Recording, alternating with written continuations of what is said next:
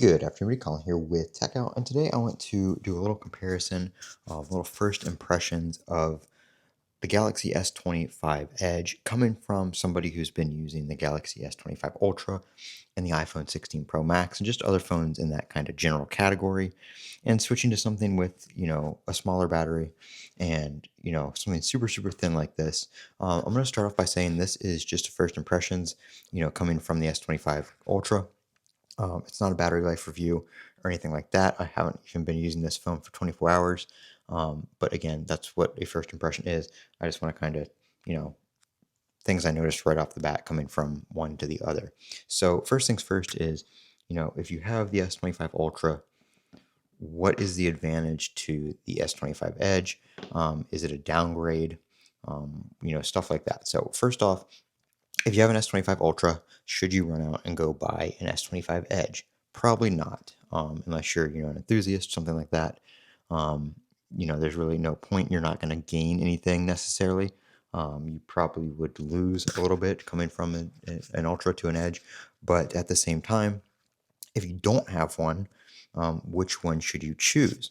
And that is kind of where I'm at with this. If you're somebody who is a medium to a light user and you just want a nice light phone that has a lot of power, good cameras, something you can easily slide in your pocket, it's not heavy, it's easy to travel with, stuff like that, then I think the S25 Edge is kind of a phone that fits that category pretty well.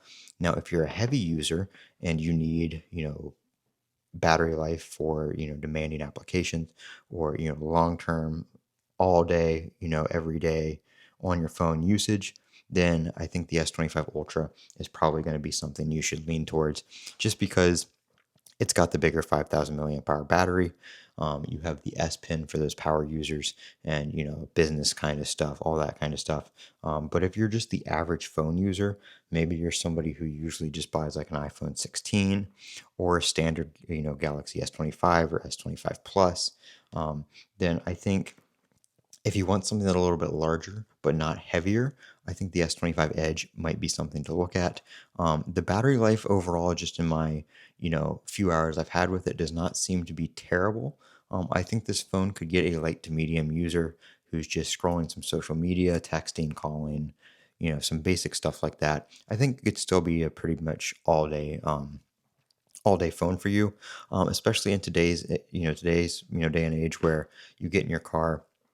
You've got Android Auto. You either plug it in for that or you've got a wireless charger mount.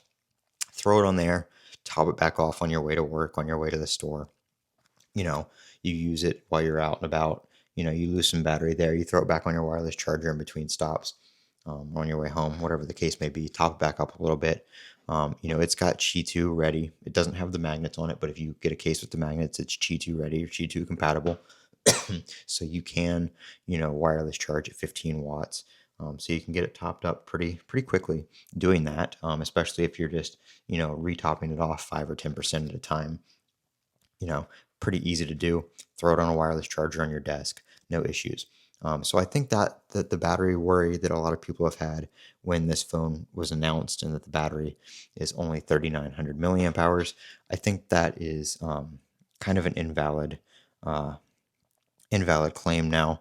If we go in here to the battery information, you can see 3,900 milliamp hours. So I don't think that's a huge worry, as a lot of people thought it was, and that's kind of the general consensus that came out when everybody started reviewing the phones. Is the battery is not as bad as it was made out to be when the phone first launched. Other than that, though, one thing that I want to talk about, and this is what got me between the Galaxy S25 Ultra and when a lot of people started reviewing the phone, it's like, why would you go from an S25 Ultra to an S25 Edge? And it's the same software, the same hardware, basically. This 6.7-inch screen versus a 6.9, still the Snapdragon Elite processor with the 12 gigs of RAM. It's overall on the inside, it's the same processor, the same hardware, but the software just feels so much different in your hand because the phone is so thin. The actual physical feel of the phone makes a huge difference on how the software feels. And that's something that I have noticed, just when I'm scrolling through X or looking at like YouTube stuff, or just when I pick up the phone to send a text message, it feels a lot different. The overall experience is a lot different on that than when you pick up a big, heavy, and I'm saying that in relation to the Edge. I'm not saying that this is a, super heavy, bulky, bad phone. I'm just saying in relation to the Edge, when you pick up something like the S25 Ultra or the iPhone 16 Pro Max, and it's just, thicker, heavier, all that kind of stuff, just beefier. When you pick that up, it just has a different overall feel. Not only just the hardware, but the software experience is a lot different when you pick it up in your hand and stuff like that when you're actually using the device. So I think One UI 7 with the way it was designed was kind of meant to be for phones like the Edge, and when that form factor is more out there and on more devices. And I think the same thing is happening with Apple and their liquid glass design in iOS 26. I think that is kind of, a lot of people are like, "Oh, this looks terrible. This doesn't fit." It doesn't fit right now, but that is the next generation of software for the next generation of phones. Like when the iPhone 17 Air is supposed to come out, that is what liquid glass is meant to fit.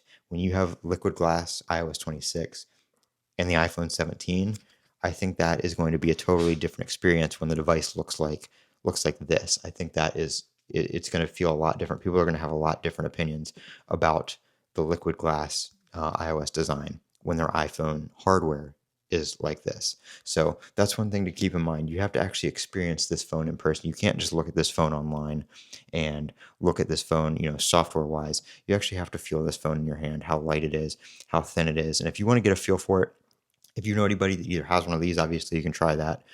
Or if you have anybody that has a Galaxy Z Fold 6, if you open up the Z Fold 6, this is about as thick as an open Z Fold 6.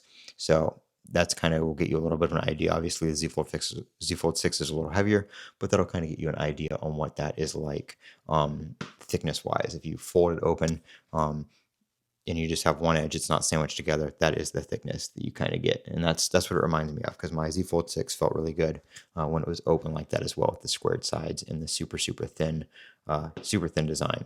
But you get this in a slab phone now, so very nice. I will have more videos of this coming. Obviously, battery life, performance. I mean, the performance is generally the same as the S25, any of the S25s, but battery life, stuff like that, I will be getting some accessories for it. I don't have any cases for it right now, but I will get some of the magnetic cases and, Qi 2 and all that kind of stuff, so we can test all that out on this phone. But other than that, that is my first impressions of the Galaxy S25 Edge, and I do want to daily drive this phone for a little bit because I do think I'm going to like it. So I'm calling with Techout. Don't forget to comment, rate, subscribe, and as always, have a great day.